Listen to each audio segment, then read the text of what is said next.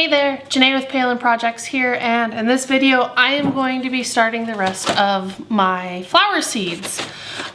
So just as a reminder, I did sterilize my containers.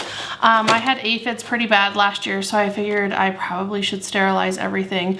What I did was I put a splash of vinegar into basically a sink full of warm water, dipped each piece individually, scrubbed them down, and then I let most of them dry, but this one is still kind of wet, but I still want to plant today, so we're just gonna go with it. The potting mix that I am using today is Pro Mix, and it's lightly moistened so that it, you know, when I plant in it and when I water everything in, it doesn't settle too much. So I'm going to lightly pack that in, make sure that each cell has ample enough soil in it, and then plant my seed and then cover the seeds. I do have my markers today, which they're not out here with me. I need to go and get them. I'll be writing each variety on my plant markers with Sharpie, and then covering my planted flowers with a humidity dome. For today, I do have 3 separate sets of flowers. I have my longer germinating, which ones? The longest germinating ones, so these can take anywhere between 7 days to 21 days. I will be starting Salvia Blue Better. Ooh, there we go. Yellow Aster, and Rose. Is it Rose or Rose? Rose Aster, which is kind of like a pink. I have a couple others in here as well, but I realized I'm not reading the backs. So this is a Sunshine Yellow variety, refreshing and joyful addition to any spring arrangement. It reveals a golden yellow center once completely opened. Blooms will reach 3 to 5 inches. Each plant will grow up to 12 stems apiece, all the elegance of peonies and mums without the hard work. 4 to 6 weeks or 10 to 20 days for germination. Plant or start 4 to 8 weeks before your last frost. 110 to 120 days till maturity. So there's those ones. The Rose Aster is a gorgeous jewel-toned aster that is a semi-dwarf variety. Bright pink color that will complement any arrangement. They grow 12 stems each, and the 2 to 3 inches for each bloom. So those are pretty exciting. The Salvia is perennial, that is hardy sage, has a delicate silver blue color all its own. The flower spikes are slender but almost 12 inches long, beautiful with yellow rudbeckia. I don't have rudbeckia. I might try and steal some from my mother-in-law's house this year. We'll see about that. I don't think I've planted this variety before, but I don't think Salvia is necessarily perennial in my area, but we'll see. I have had Salvia reseed itself, but it has been an annual and hasn't come back from the same plant. 14 to 21 days for germination. Blooms within 90 to 100 days. Plant height is 3 to 4 feet. 12 inch for the plant spacing, and sun to partial sun. I've had these get absolutely massive. So, I mean, when it says 3 to 4 feet, it means 3 to 4 feet if they're in full sun. Mixed color bachelor buttons. Get bachelor buttons in blue, white, and red all in one packet. These colorful flowers not only are beautiful for your home, but also can be used to decorate and be eaten in your favorite salads or desserts. Blooms from early summer to fall, excellent in beds and borders, and cut for bouquets and boutonnieres. A must for people looking for beautiful edible flowers. So I wasn't necessarily looking for edible flowers. I actually didn't know that you could eat bachelor buttons, which is kind of interesting. 4 to 14 days for germination, 65 to 80 days till maturity. Plant spacing 12 inches, 36 to 40 inches for plant size. Full sun. So I'm looking forward to this. I do plan on making quite a few arrangements this year. So I'm trying to grow as many cut flowers as I can. The next one is a coneflower green twister. Butterflies, birds, and bees love this drought tolerant, easy to grow perennial. Medicinal benefits with good looks to boot. 10 to 15 days for germination. 8 to 10 inches apart for plant spacing, and full sun. So I'm excited for this one. I'm excited for the pink center and the chartreuse green outside. I do have purple coneflowers, and I think they're fantastic. So I'm excited to start these. They're not perennial, but they reseed themselves. Oh, they probably are perennial. No, they come back from the ground every year. I don't know. I think they reseed themselves. That's why they keep coming back in the same spot. Or they are perennial and they're pretty hardy. Either way, I'm going to make sure that these reseed themselves because I think they're beautiful. My last one is the Aster Salmon Janina. I probably said that wrong. Regal blush tones make salmon the darling of the cut flower garden. With their romantic colors, the extra full petals are highly desired for floral design, adding elegance to arrangements. Plants are robust and tall with flawless heads.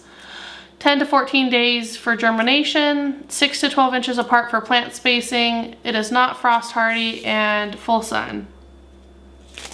Coneflowers are frost hardy, which that's exciting. So those are my longer germination flowers. I'm going to put them all in the same seed tray so that, you know, the dome can stay on and hopefully provide humidity for all of these flowers until they germinate. The next flowers I'm doing, are these the 7? They are. I have a nice stack of like mid-range germination.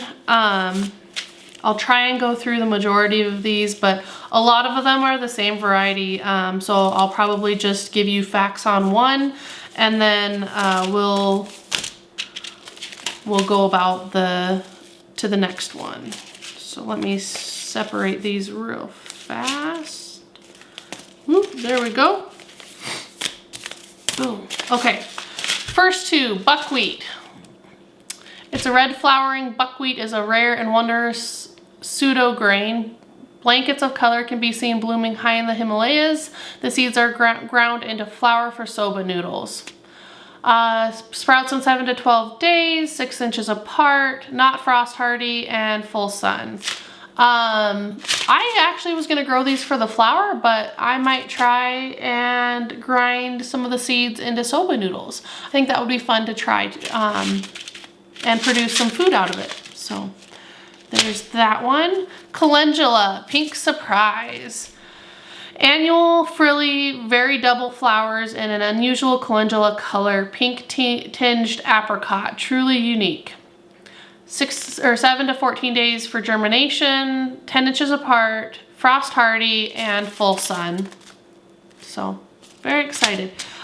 Since calendula looks a little like the straw flowers, let's go into the straw flowers. So I'm gonna plant the purple straw flowers that I grew last year, and I saved the seed from. I'll find a picture and put it up on the screen. I also have a tall double mix. So this is an annual, easy, fun to grow, red, pink, salmon, lemon, white, and lilac. Great for drying. All straw flowers are great for drying. Actually, I have a bouquet that's probably about 4 years old that has straw flowers in it. They never go bad. 7 to 10 days for germination, 10 to 12 inches apart, not frost hardy, 8 to 12 hours for sun, so full sun. Cool. Apricot straw flowers. This is ideal for dried or fresh cut arrangements. This paper thin double flowered variety will hold its color indefinitely after cutting. Strong stems and flower heads that grow up to 2 inches. Soft peach and cream tones with a unique texture make this mix a stunning addition to any bouquet. They get 2 to 3 feet tall and great for patio or flower beds. Silvery rose. Look at that. Isn't that pretty? Ideal for dried or fresh cut arrangements. This paper thin double flower variety will hold its color. Strong stems can grow 2 inches. Creamy white and silvery pink tips in the epitome of vintage, add a classic touch to a springtime wildflower wedding bouquet. And then the last one is purple red.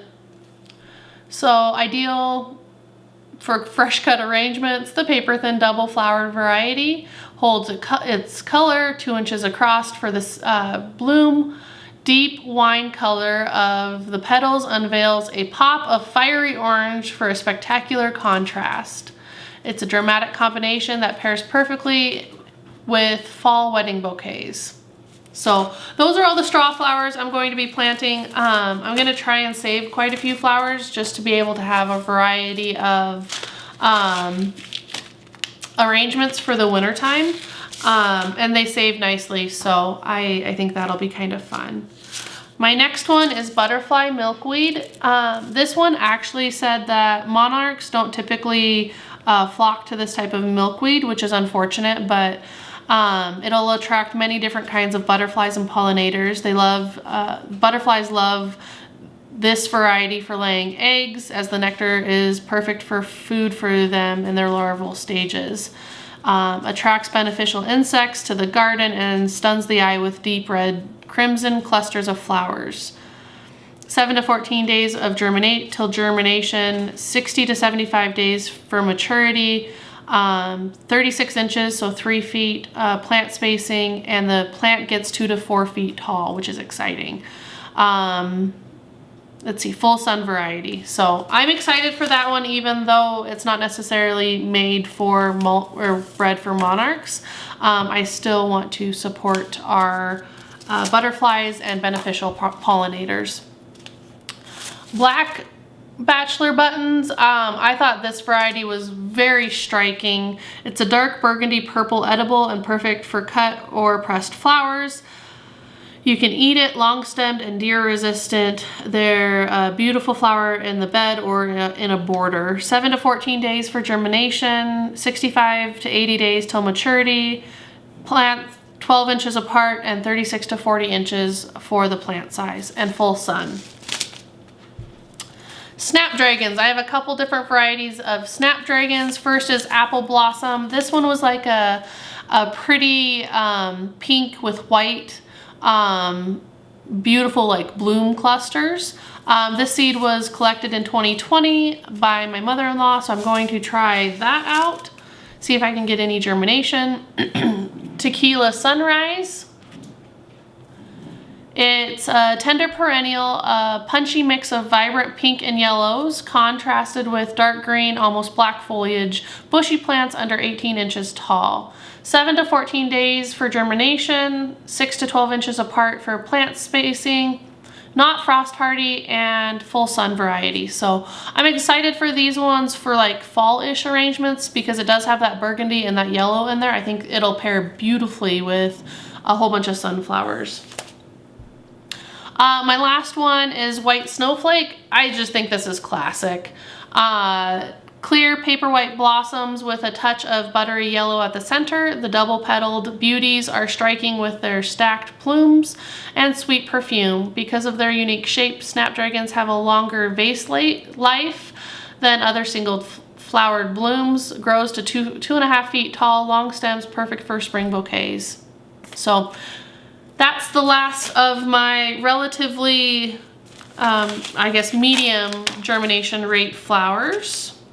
Let's move on to the short ones. So I'll read the stats on these and then the variety and kind of describe the variety. These are all annuals.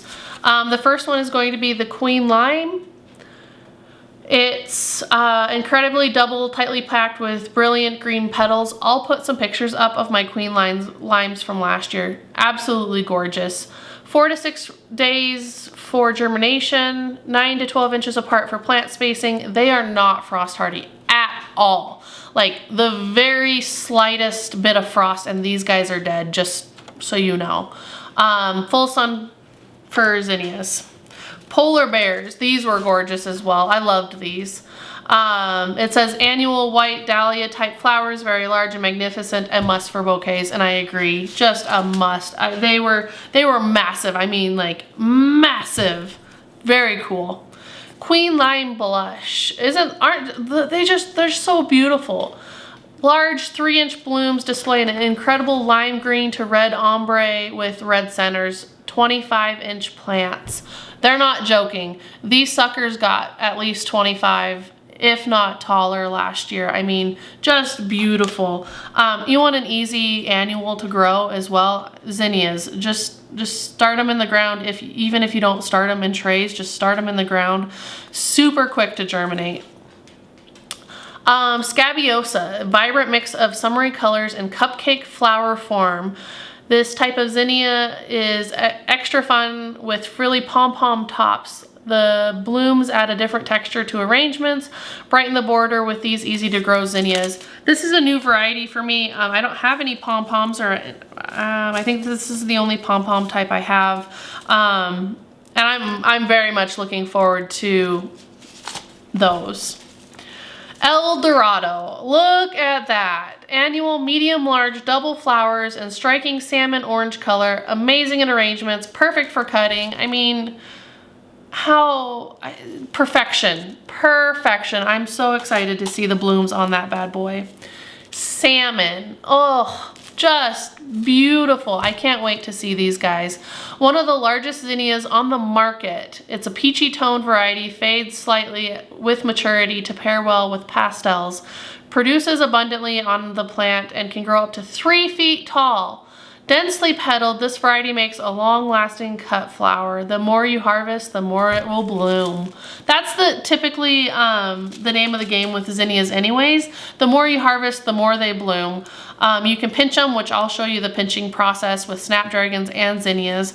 But the more you basically cut on them, the more they're going to produce flower-wise, which bring it on. The last zinnia that I'm going to do is Zinnia Isabellina. It's a soft buttery yellow and pairs beautifully with pastels, yields abundantly on the plant and can grow up to 3 feet tall. Densely petaled, this variety makes a long-lasting cut flower. The more you harvest, the more it blooms.